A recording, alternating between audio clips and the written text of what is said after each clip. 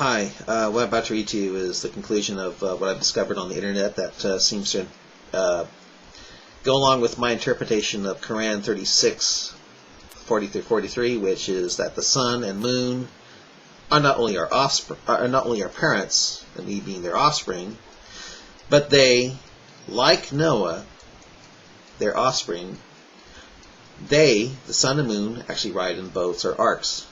But in this thing I discovered about Tabari, it's not arks or boats, it's actually chariots. And I'll read you why.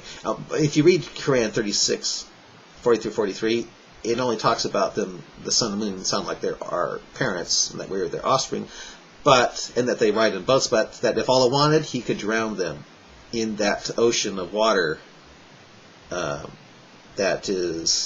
that Allah supports magically over the earth. I'll continue here. I'll show you why. Okay. He continued. This is Ibn Abbas. When the sun rises, it rises upon its chariot from one of those springs, accompanied by 360 angels with outspread wings. They draw it along the sphere, that's that thing that's circling the earth, praising and sanctifying Allah with prayer according to the extent of the hours of the night and the hours of day, be it night or day. When Allah wishes, to test the sun and moon, showing His servants a sign, the people on the planet Earth, us. Apparently we are Allah's servants, a sign. And thereby asking them to stop disobeying Him.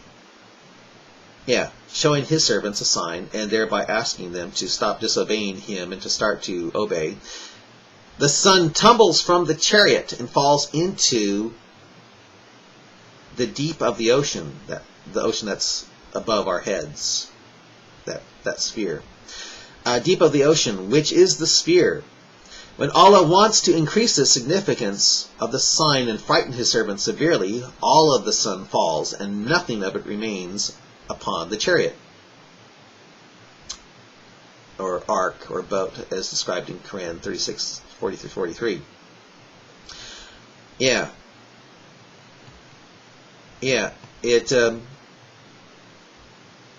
When the sun rises, it rises until it,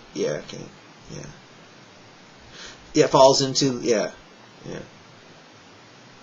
It rises upon its chariot from one of those springs, accompanied by 360, draw along the sphere, praising, When Allah wants to increase the significance of the sign and frighten His servants severely, all of the sun falls, and nothing of it remains upon the chariot. That is a total eclipse of the sun, when the day darkens and the stars come out. When Allah wants to make a partial sign, half or a third of it,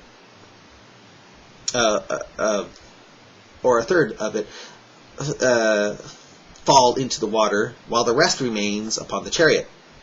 This being a partial eclipse. So that's how you learn about solar eclipses here. It's the sun falling into that ocean of water up there that circles over our head, 18 kilometers above our head, parsecs. However this may be, eclipse. This is a misfortune for the sun and moon. It frightens His servants and constitutes a request from the Lord for them to repent. However this may be, the angels entrusted with the chariot of the sun divide into two groups, one that goes to the sun and pulls it toward the chariot. The chariot is actually the sphere. That's the thing that the sun and moon and the stars ride in, 18 parsecs above the earth. And another that goes to the chariot and pulls it toward the sun, while at the same time they keep it steady in the sphere, praising and sanctifying Allah with prayer according to the extent of the hours of day or the hours of night, be it night or day, summer or winter, autumn or spring, between summer and winter, lest the length of the night and day be increased in any way. Allah has given them knowledge of that by inspiration and also the power of it. The gradual emergence of the sun and moon from the deep of the ocean, and that's in the sky, covering them, which you observe after the eclipse is accompanied by all the angels together who, after having brought out all of it, carry it back and put it upon the chariot. They praise Allah that He gave them the power to do that. They grip the handholds of the chariot and draw it in the sphere, praising and sanctifying Allah with prayer.